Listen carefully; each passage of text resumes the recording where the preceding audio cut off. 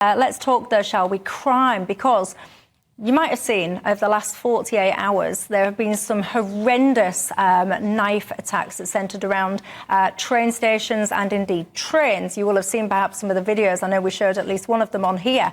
I've got to say, though, now arrests have been made in both of these situations, so I can't get into the specifics now of those cases because of those legal scenarios now. But I want to talk broadly about the absolute state of society at the moment, because it certainly feels like things have really changed in recent years. It seems that people are getting more angry, more aggressive. It feels like they seem to be getting more violent. There's a 78% increase in crimes involving knives as well over the next 10 years.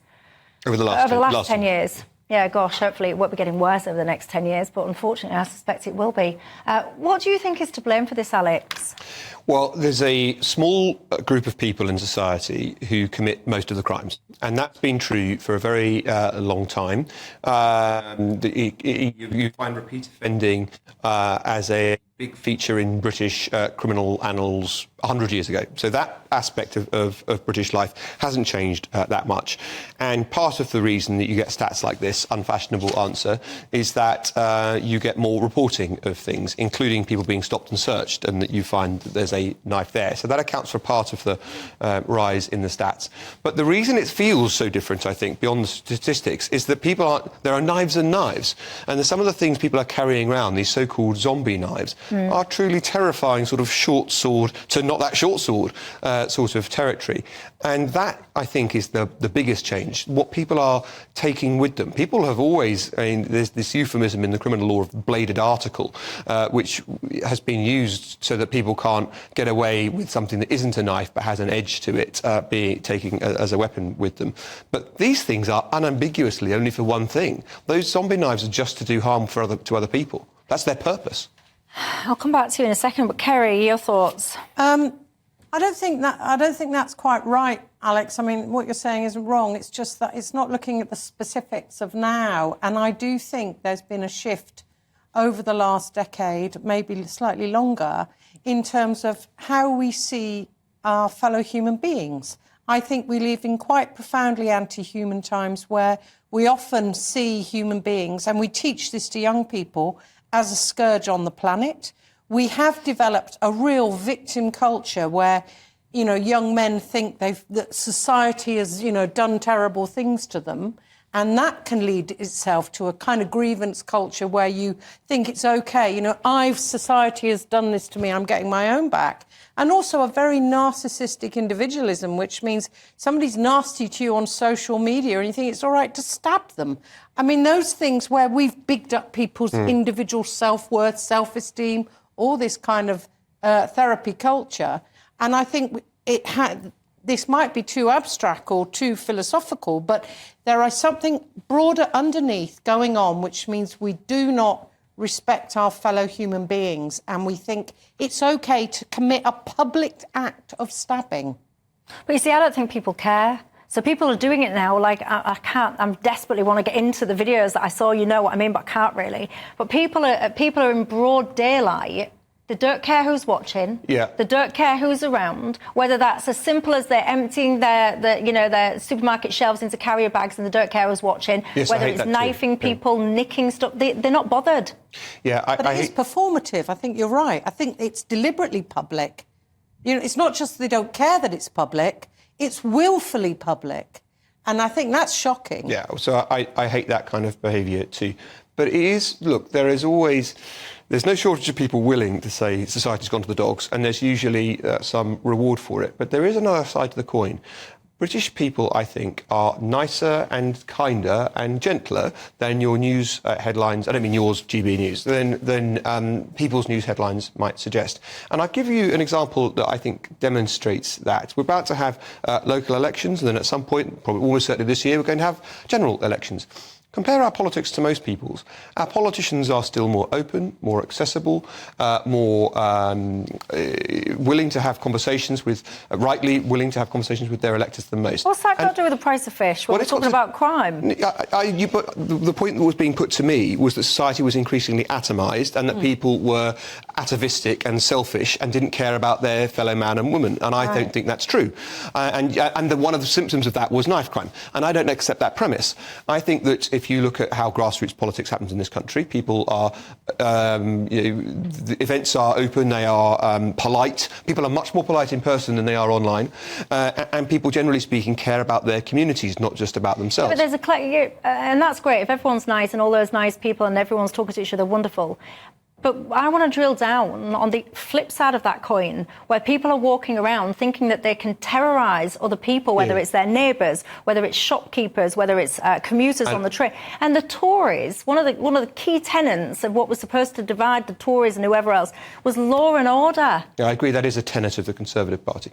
But I would say that the reason I was dwelling on repeat crime is that most people do not behave like that. Indeed, most people share your horror at that.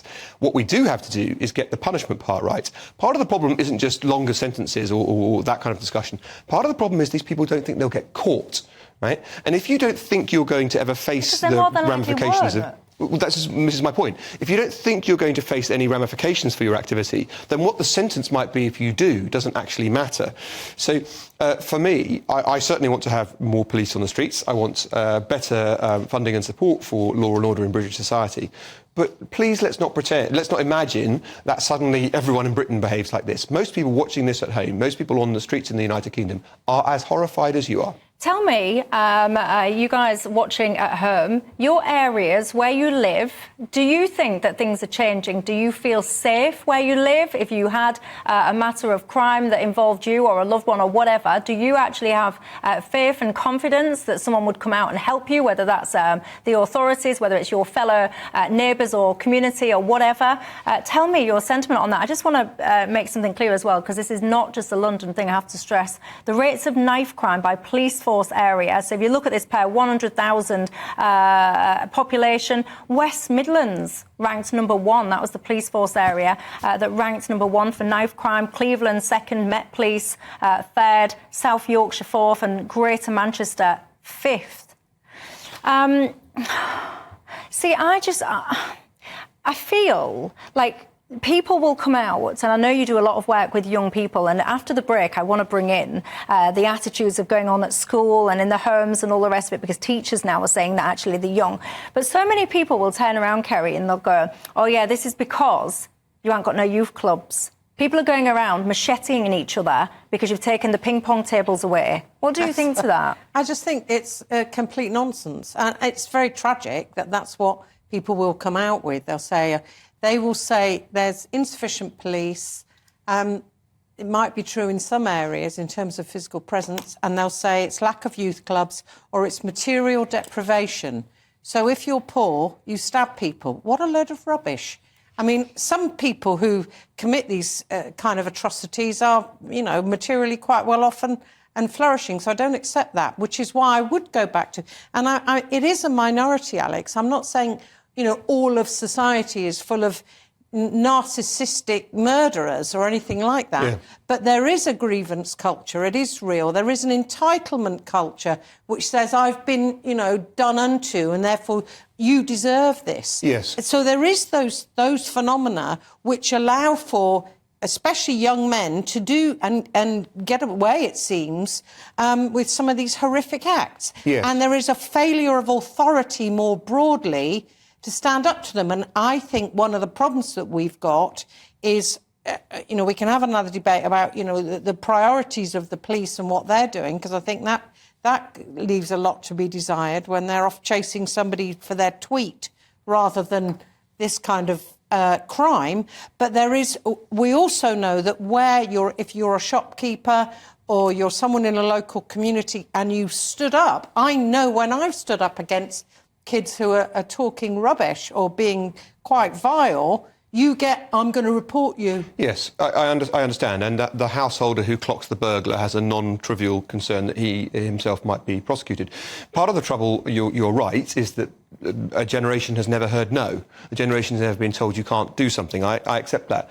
But there is also a problem about identity. And people, we used to say that you don't judge people by the content of but you judge people by the content of their character, not the colour of their skin.